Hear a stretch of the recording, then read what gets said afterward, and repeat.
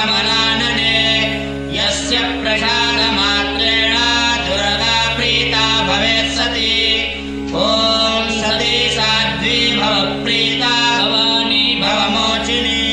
आर्या दुर्गा जया चाद्या त्रिनेत्रा शूलधारिणी पिनाकधारिणी चित्रा खण्डघण्टा महातपा मनोबुद्धिरहङ्कारा चित्तरूपा चिताचिती सर्वमन्त्रमयी सत्ता सत्यानन्दस्वरूपिणी अनन्ता भाविनी भाव्या भव्या भव्या सदा गति साम्भवी देवमाता च चिन्तारत्नप्रिया सदा सर्वविद्या दक्षकन्या दक्षयज्ञविनाशिनी अपर्णानेकवर्णा च पाटला पाटलावती पट्टाम्बरपरिधाना कलमञ्जीररञ्जनी अमेयविक्रमा क्रूरा सुन्दरी सुरसुन्दरी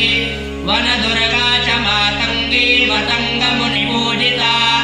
ब्राह्मी माहेश्वरी चैन्द्री कौमारी वैष्णवी तथा चामुण्डा चैव वाराही लक्ष्मीश्च पुरुषाकृतिः विमलोत्कर्षिणी ज्ञाना क्रिया नित्या च बुद्धिदा बहुला बहुलप्रेमा सर्ववाहनवाहना निशुम्भशुम्भानिनी महिषासुरमर्दिनी मधुकैटवहन्त्री च चण्डमुण्डविनाशिनी सर्वासुरविनाशा च सर्वदानवघातिनी सर्वशास्त्रमयी सत्या सर्वास्त्रधारिणी तथा